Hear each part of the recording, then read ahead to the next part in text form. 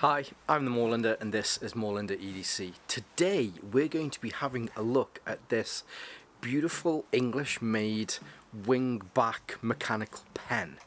What we're also going to do is have some fun with science, and we're going to add a forced patina using some ammonia gas to this as well. So let's turn the camera around and take a closer look. Now what you'll probably notice is this doesn't look very much like a mechanical pen, and that is because when it arrives it comes in this really nice little kind of sheath. Just helps to protect it when it's in your pocket. It also makes it very easy to find when it's in your pocket as well. If you're the type of person that carries several different items, it might be banging against a pen or something like that. Maybe you're one of those weirdos that really want to keep this in the same pocket as their mobile phone. The knurling on this is particularly aggressive, then yes, I will hardly recommend you put it into this. But you know, it's nice. It says Wingback on there, and there's the little kind of Wingback topographic kind of logo that they have there. Just going to put that to one side. So here we have the mechanical pen. This is made from aerospace brass. Brass is a copper alloy. So as part of this today, we're going to have a look at how we can do an ammonia force patina on this. It has already started to get a patina. Now I've had this now for about 3 months because I wanted to make sure I could get a patina on this to show you the difference between the two. So here at the end, I've actually cleaned this off with some Brasso. And it's brought a nice, brilliant kind of straw colour to it. Whereas on the shaft here, this is just from the natural patina from the oils in my hand, and the weird things like the salts in your sweat, all of that sort of stuff. It will tarnish this and it will add this patina. Everybody's patina will be completely different, but we will clean this and we will do a force patina on this to show you how nice you can make this if you want to. Now getting back to the pen itself, we'll go into some measurements. It comes in 117.5 millimeters by 10 millimeters thick. Now as far as pens go, it's your kind of standard pen. A couple of other examples here. I've shown you already my Fisher Space Pen. So this one opens out and you can see it's roughly about maybe 12 millimeters longer. Another pen that is fairly common, I'm sure most of you have come across a Parker Jotter. You can see, so if I put them there, again, they're probably about maybe 11 millimeters different, but the barrel on each of them is roughly the same for all of these. Now what you will notice, especially with the Parker Jotter, is that it does start to taper down towards the end. So when you pinch this to write, it's quite a narrow pinch. I don't know if that's the terminology or whether or not, or if I've just invented that. But with this, the diameter of the shaft goes all the way down to the end, roughly until about maybe say 15-20 mil before the end. But it's actually really nice. I quite enjoy using a thicker pen like this. Now I say thicker, it's not particularly a thick pen, it's only 10 mil. But what I mean is that it just doesn't taper down as much close to the end as some other pens do. Along where you will be holding the pen, or kind of, you know, wherever you choose to hold it, unless you've got some weird kind of, I don't know, grip. There is some really nice knurling on here, really aggressive as well, which I really like. In fact, yeah, you know, you can do your nails with it if you want to, but it's not aggressive enough that it causes any discomfort whilst you're using it. Along the barrel, you'll see here, hopefully you'll be able to see here that it says Wingback. You can also get these personalised as well. As part of when you pick one of these up, there's a section on the website. I think it's up to 50 characters. I'll double check that.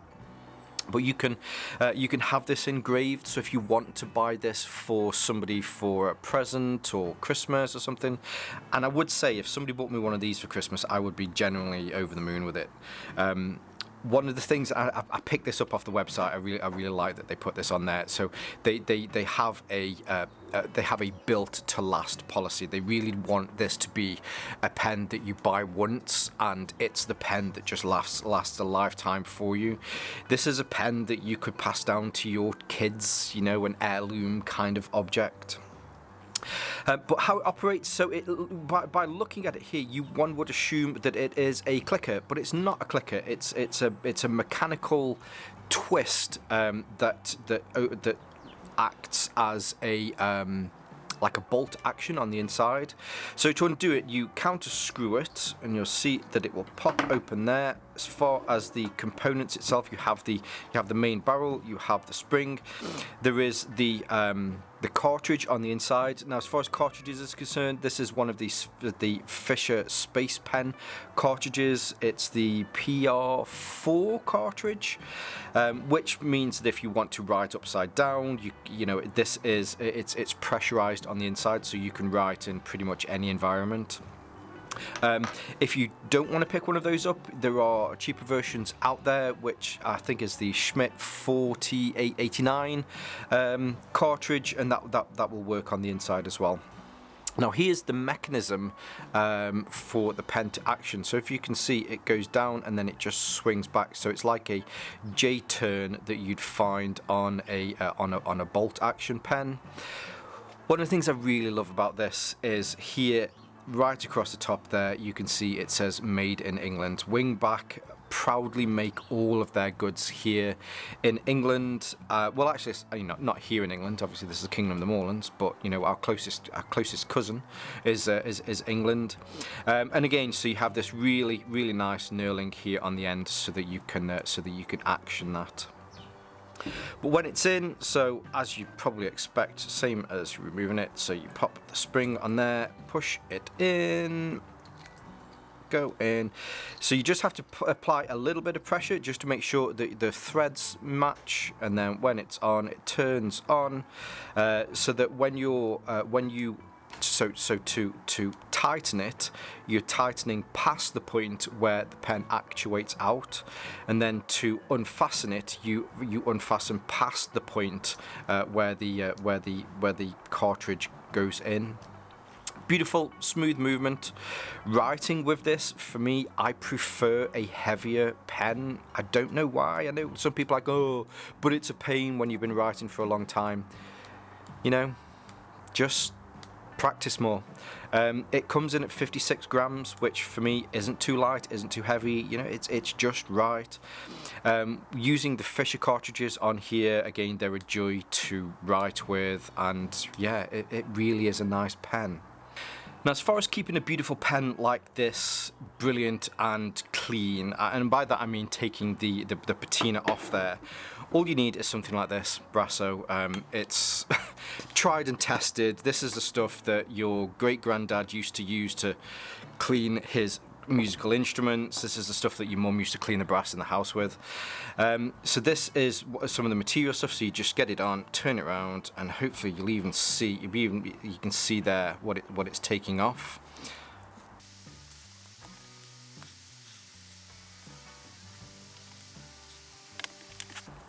Now, once you've got that all off, what I'd say is, so let's take this apart to its constituents. Let's take you and just make sure that you're safe there.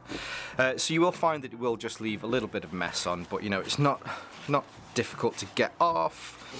What I'd also say is, so doing this process, this is the way that you would just naturally clean it, and hopefully you can see already how beautiful that looks.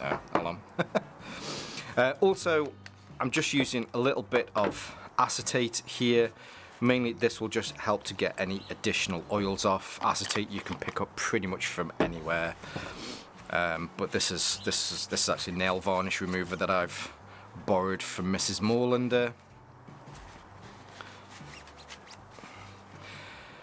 And look at that, look how beautiful and stunning that is. Now, if you want to get this to work the best possible way, the way that we're going to use this is with some ammonia solution. Ammonia has a natural reaction with copper. copper is, or at least brass and oh no, what's the other one? Brass and bronze are both copper alloys, so it will work with both brass and bronze. The best reaction that you'll possibly get is with copper, but you still will get a reaction with this. So what it actually works with is something like household ammonia. So I picked this up from a hardware store. I mean, you can see it was dirt cheap. Ammonia naturally is a gas, and you can't just buy ammonia gas from anywhere, but you can get ammonia solution like this, which is a 5 to roughly 9.5% solution, which is perfect. But really, it's the gas from this that we need. Now you will see some other people saying, oh, you know, there's some other weird little things that you can, and you can use things like mustard as well, which kind of leaves a tarnish or a burn on it. So what I'm going to do today is I'm going to try and do what a lot of people call a shipwreck. So if I just put this perfectly now into a gas chamber with some ammonia gas, it would the whole thing uniformed would have the same patina on there, but I want it to have a bit of a mottled patina. So if you wanted it to be perfect, make sure that every single bit of grease and oil and everything was off of there before you put it in. Now, when I say put it in, that's what she said, this is what I mean. So this is just a plastic tub. I think we used this originally for putting milk solution in when my girls were born, but instead, so it has a piece of kitchen towel, kitchen cloth, whatever you want to call it, at the bottom, and I'm just going to pour a tiny amount into here. It really doesn't need to be much. That's probably way too much. So now that that's in there, oh dear, yes, okay, so you can smell it straight away. I'm going to put the top on here, and that will help to seal that gas in there, because when I mentioned put it in there, this is what I mean. This is what I'm going to put it into. But what I'm going to do is, actually, let's just give it one last little clean, because what I'm going to say now actually is counterintuitive to what I keep saying, is to make sure that it's nice and clean, and that is that you want the surface area to be free of all the natural kind of crap and oils and stuff like that that's on your hand. And this is exactly, how it turns up. It is beautifully coloured. Now, I've just touched it with my hands, and you're thinking, well, that doesn't make sense, because you just told us to clean it and get everything off. But with a shipwreck patina, what we're actually trying to do is we're going to try and get areas. Some of it will be patinaed really well, and some areas won't be particularly patinaed very well. So what I'm going to do is I'm going to get some mustard. This is English mustard. You can do this with American mustard. You can do this with French mustard. English mustard, out of the three of those, has a higher concentration, one, of mustard, and also a higher concentration of vinegar, which helps with this process. And all I'm going to do is, obviously just put my hand in front there, is just dab little bits on like this, mainly because I just want it to look kind of mottled. What that will also do is it will also stop some of the ammonia gas touching the brass underneath. Okay, so let's just put that there for a second. Let's just put a little bit on you as well. When this goes into the ammonia gas chamber, it turns this really vivid bright orange, which is very cool.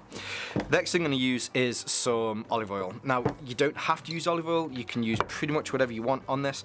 If it is an oily kind of solution, then again, all this is doing is this is actually stopping the process. So I'm just going to dab again, just little bits on here. And again, all this isn't going to help the process at all.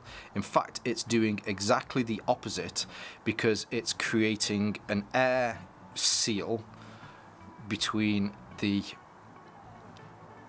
metal and the ammonia. Let's put you back in there. And then, all you then have to do is just drop that in there, seal it. Oh geez, oh, that smells. Now look at that straight away. Hopefully you'll have noticed the mustard on there has turned this kind of orangey brown colour, so there's already immediately a chemical reaction. Now you can keep coming back and checking this, check it as often as you like so that you can see where you get to, but for now what I'll do is we'll pause the camera and we'll come back in 24 hours and I'll show some photos here of how this develops over 24 hours. This is after about 10 minutes or so. Hopefully in there you can see, so where I put those little bits of oil on my finger and then dabbed it on there, you can see that it has stopped the ammonia from interacting with the brass, and there you can see those other areas where the mustard's on there. It's gone really horrible and dirty colour. What that'll do is that'll tarnish underneath and almost add like a burnt kind of colour to it. Now you know it's working when you'll be able to see that you'll have some blue colouring down on the on the bottom there. You'll definitely know it's working, but you can see even just after 10-15 minutes that it started to work. Now this has been about 3, maybe 4 hours. You can see that the blue colour's starting to set in. Really nice. Eventually we'll have some really nice dark blues and greens in there. Yeah, coming along really nicely. It'll look amazing tomorrow. Now it's the next day and this has come out amazingly. So it's been roughly 24 hours, probably just a little bit less. You could leave it in there a little bit longer. What you'll find is if you leave it in longer, the area where it's still kind of a burnt straw colour would turn more green, but I think for a shipwrecked look like this, I think this is perfect. Now when you first take it out of the solution, it will look like this. There'll be a lot of kind of blue gunk all over it, but use some mild soap and just wash that off, dry it out, and you'll find that it will look like this. The blues in here are absolutely stunning, but there's some really nice blends between the blues and the greens and these really kind of rich turquoise colours in between. Looks amazing, and it's so simple to do.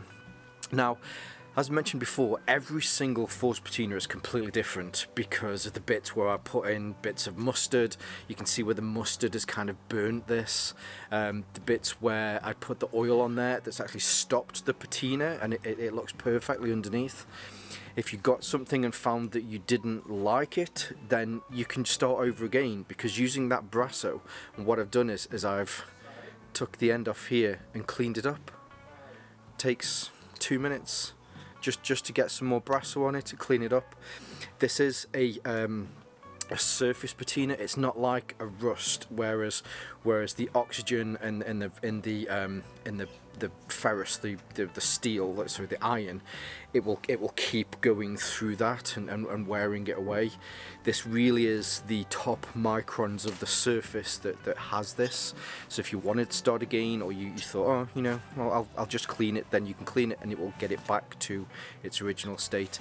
The action in this, still buttery smooth as it was when before it had this done. Yeah, I'm generally really chuffed with this. Now I'll leave some links below so that you can see more from Wingback and you can see some of the other products that they do. If you do pick one of these up and you decide to do a forced patina on it, if you follow the instructions that you've seen today, or I suppose you saw yesterday, chronologically speaking, please feel free. I'd love it if you could tag me in if you do post it on any social medias, and also make sure to post Wingback in as well, because I'm sure they'd really love to see it as well. But yes, I'll leave some of their links below. I'll leave some of my social media links as well. But for now, as always, stay safe, stay Moorlander, and stay EDC. It really is a nice pen. Now what I did say was, so as part of, actually I'll just reach off camera for a second. Actually, let's bring all this stuff up here.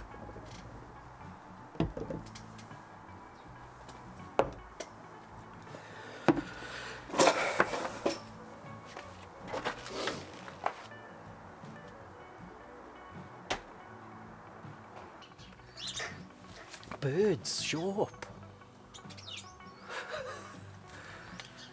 Oh, run out of battery.